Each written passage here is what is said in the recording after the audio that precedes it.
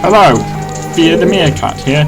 Welcome to episode 37 of The Legend of Zelda Ocarina of Time Master Quest Let's Play. Okay, in the last episode I think I said that you don't need to defeat them all, and as it turns out you do. So, that was my mistake. It happens. Now there is a little bit of slowdown on this episode, unfortunately, and there doesn't seem to be much I can do about that. I can't believe I'm still, after a year, I'm still having occasional problems like this. It's so annoying. But anyway, it is how it is. At least there shouldn't be a big problem with the sound syncing, like there was with the previous one. Now, I'm quite tired, and if I yawn or sound a little unenthusiastic in this episode, just ignore it. I don't know why on the sort of thumbnail image, I suppose you'd call it, the bomb tubes look like cats, because it doesn't look much like a cat when you actually you look at the actual bomb tube. So maybe there isn't we're going to make them look like cats and then change their minds. I don't know.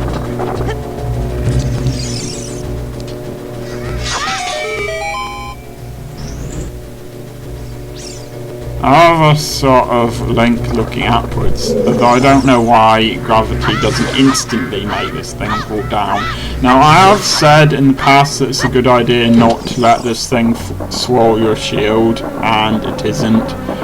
But you do get your shield back this time. I don't know if that always works, but if you destroy this thing, you do get it back. I don't know if it's set on a timer for how long it is, or whether you would always get it back, and I've just never allowed myself to end up being swallowed like that. But it's very hard to avoid that thing swallowing your shield here, to be honest, because of the confined space.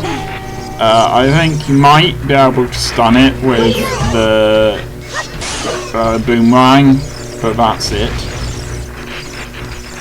I like the fact that these green sort of explodey lizardy things, that's a technical term for them, are here because they seem like quite a deserty sort of creature. They seem like they belong in the desert. Now it looks like probably blowing that thing up once sort of pauses it. I think it starts going for you again after a minute, but I think that sort of temporarily stops it. I don't know what hitting that switch that's now yellow does, because I hit it by accident. So there you go. And now a really cool thing happens. When you explode this rock, and I'm sorry, I know I'm describing this in advance, but that's because there's a very sudden cut in the footage coming up. So I won't have time to comment on it unless I do now. When sunlight hits one of these images of sun, the sun sort of wakes up. The image wakes up, so its eyes open in a really cool way, and yeah, that happens to it basically. Its eyes open, it starts smiling in a really creepy way, and these sort of flames around it kind of start twirling around. So that's quite cool. You can't see it, but I'm sort of twirling my arm around my head to show you, even though you can't see it, what the twirling thing looks like. Anyway, yes, the strategy guide forgot to mention this, but you actually need to get a box from here, a treasure a chest with treasure in it, which contains a key. I did not know about it, but I decided whilst I'm here I might as well show you the other things you could get in this room by hitting switches and blowing stuff up and things like this. They're less vital, but in fact things are either vital or not vital. They cannot be less vital or more vital. It's just poor use of the English language. Anyway, yeah, so if you're flying a bomb tube and you can't get it to face in the right direction, best thing to do is enter first person view and just move yourself around, and apparently that moves Link's entire body and not just his eyesight.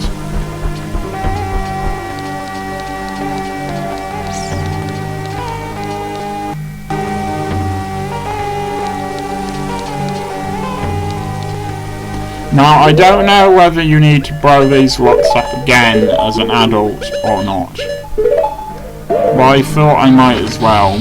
Since I didn't have the strategy guide to help me, I didn't know how necessary blowing them up was.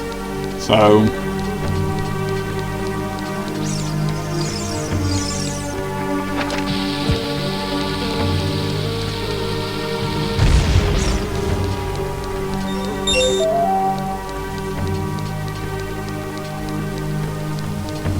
now, at the moment I'm suffering from second part of the dungeon syndrome, and what that is it seems to be when I first record an episode of me going through one of the dungeons or temples, if you will, I have loads to say, mostly about the design of the temple, but yeah, I have loads to say.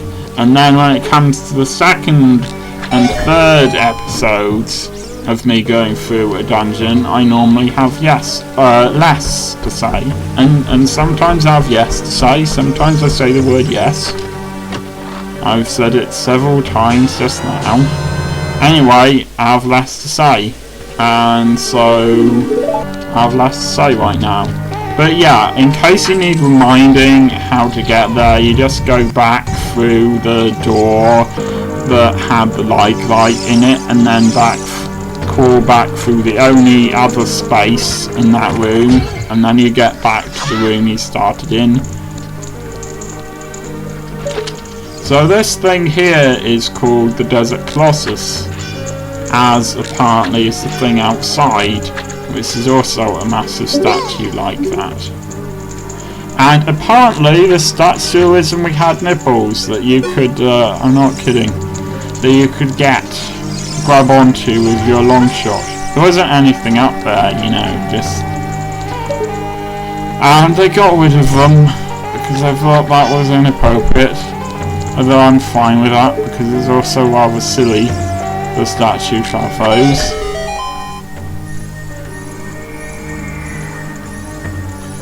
From this point onwards there's a bit of slowdown. Apparently there's no interesting writing there because you can't read it, even though Navi allows you to read the writing sometimes in this temple. Now there is one of those hands in this room that grabs you, either Floor Master or Wall Master, I'm not sure which is which, but for some reason it seems to take a very, very, very long time for it to grab onto you, so I wouldn't worry about it too much if I was you. And those pots that fly at you are quite annoying, but they don't do that much damage either, especially if you've got as many hearts as I have now, which you should have by this point, if you're playing this along with me, so... Now I think that was the sound of the hand coming down, but fortunately it doesn't get anywhere near me here, so let's try not to stand on the same spot for a very, very long time.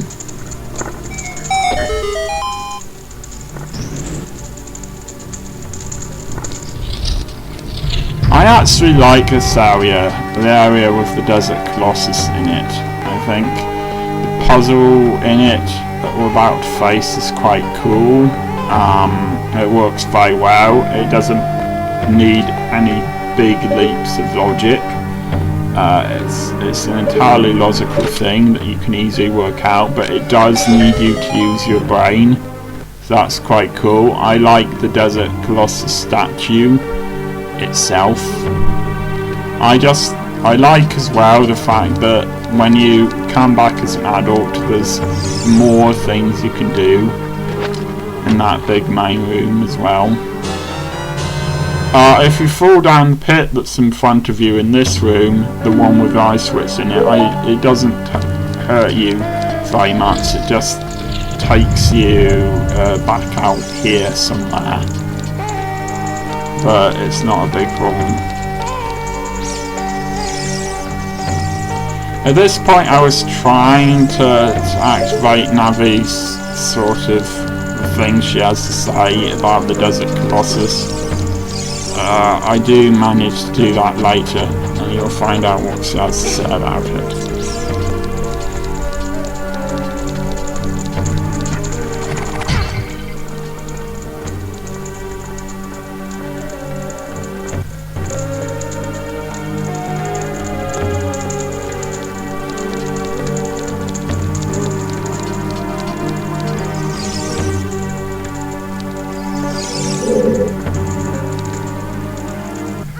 Now bear in mind with these blocks, like the one Link's still standing on, that when you pray the Song of Time on these, it makes one appear, but it can sometimes make another one disappear. Now if you accidentally break the small crate on here, which is easy to do, if you just fall off whilst you're holding it, for example, then it'll break. It is possible to get it again, because a new one appears whenever this particular time block is activated by the Song of Time. But you need to pray the Song of Time several times before this thing disappears and then reappears again. If you see what I mean, in the same way that one has just appeared, and if you pray the Song of Time again, then that one will disappear and another one will appear. It's all quite logical, as I said, this puzzle, and quite clever, and I think it's just the right amount of difficulty. See, when you pray this, both of those time blocks down there disappear.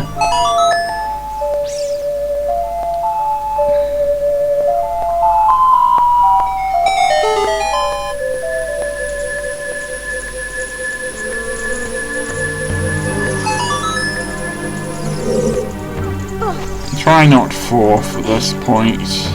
Particularly don't fall off the time block, it is quite awkward. We'll get back up there again, not impossible, but...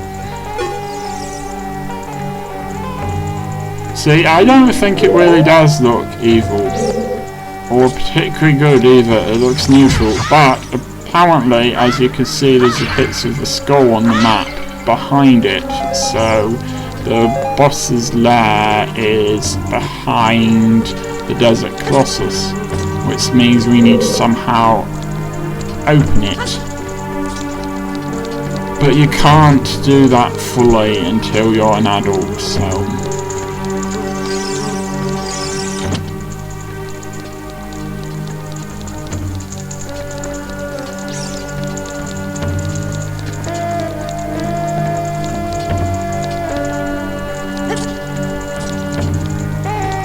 again, try to land on the hand and not miss it. It's just annoying.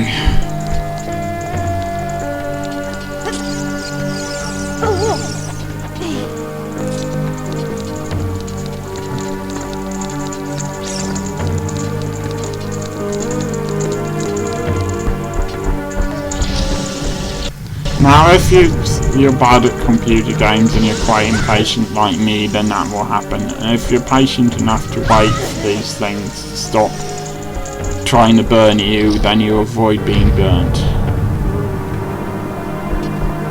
Okay, don't worry too much about the burning event sevenfolds.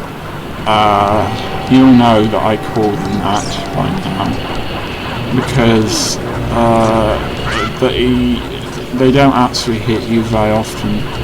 You've got plenty of lives by this point.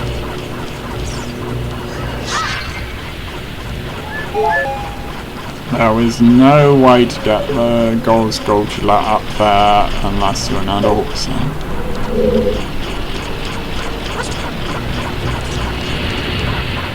You can see on these blocks a sort of generic pattern. It used to have the star and crescent on it in earlier versions, but they replaced that Gerudo symbol with a more generic looking symbol in this version of the game, so it doesn't really matter which of these blocks you move, and you don't even need to move both of them, because only one of them activates the door and the other one activates a recovery heart, which you might not need. Unfortunately you can't climb on top of these blocks, but it doesn't matter, because as you can see you can just press that switch using the slingshot.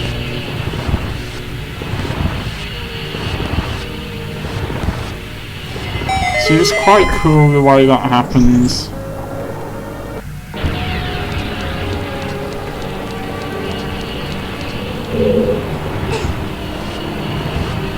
There are 4 blocks in the room, as I say, doesn't really matter that much which one you take.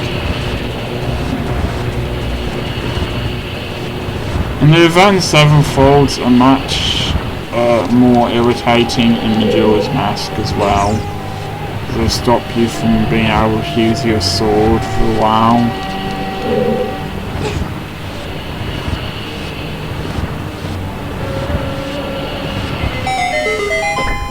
It's a very well designed building, as you can see. They must have put that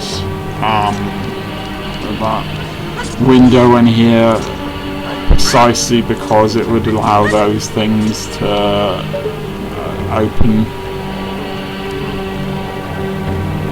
their eyes and start smiling in a creepy way.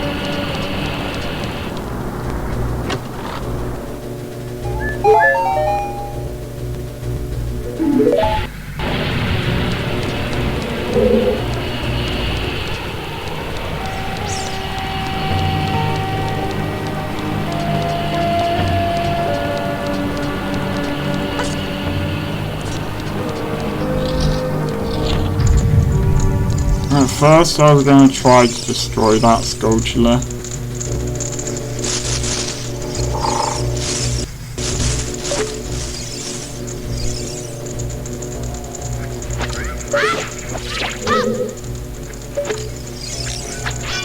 But then, as you can see, I just froze it using the boomerang and I can walk straight under it.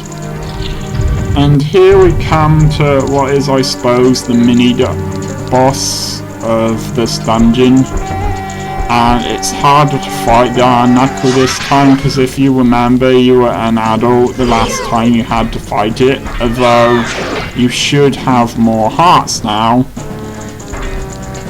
But yeah, it's basically the same as before. When some of its armor falls off, you've managed to damage it badly, but then it gets slightly faster.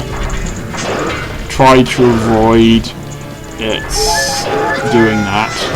And yeah, if you get close to one of these pillars, then you can get some free hearts, although they are quite difficult to get without that thing being able to hit you. The hearts do fade away in time, so the strategy of making it move away from the hearts and then running back to get the hearts is a little risky. And yeah, just like the last time, this took me ages to beat and I got hurt a lot.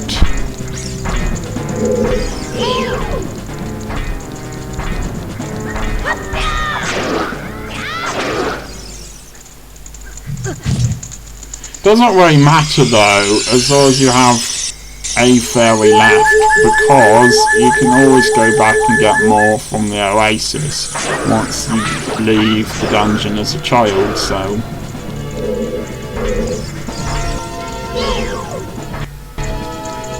I'm quite thankful actually that this is the only dungeon where you have to leave it part way through and you only have to do it once. In A Link to the Past there were several dungeons where you need to leave them and then go back through other entrances part way through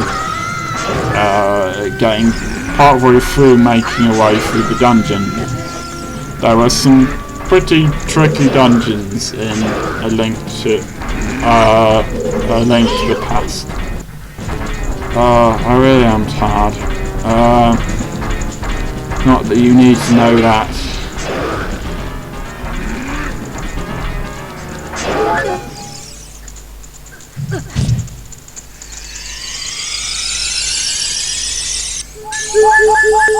Thank you, Fairy.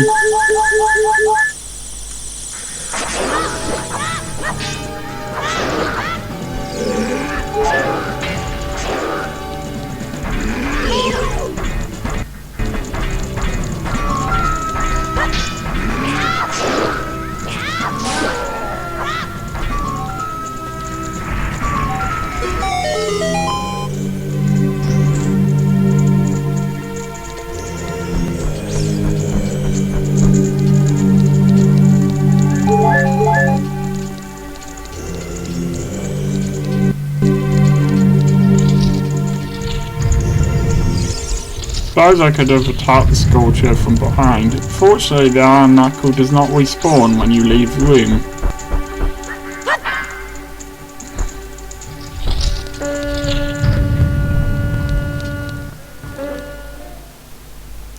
Anyway, a bit of advice.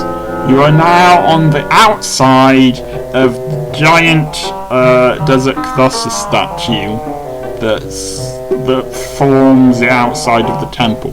So do not fall off it, or you'll have to go through the entire dungeon again.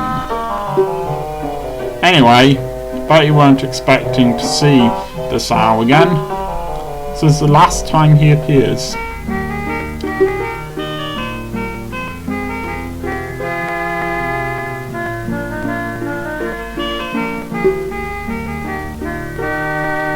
Just for old time's sake, I think I'll not listen to what you have to say again.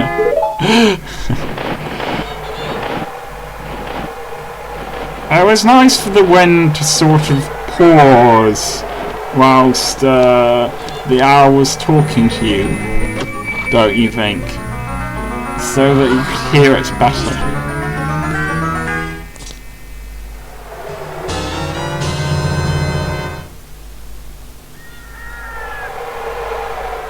They're not that silver, they're sort of silver and brown and red gauntlets. I suppose that's just pedanticness though, so. And again, it's nice for the wind and the sand to sort of die down a bit whilst she's been taken prisoner, so you can get a better view.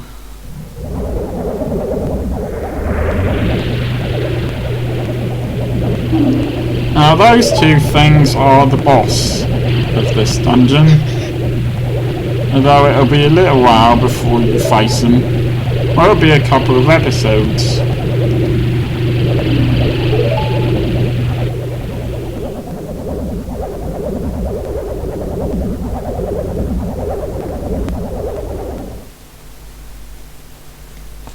Well, coming up pretty close to the end of this episode now. At this point you need to turn back into an adult, so just go back to the Temple of Time using the Prelude of Light from the Ocarina and then make your way back here, as you can see, as an adult.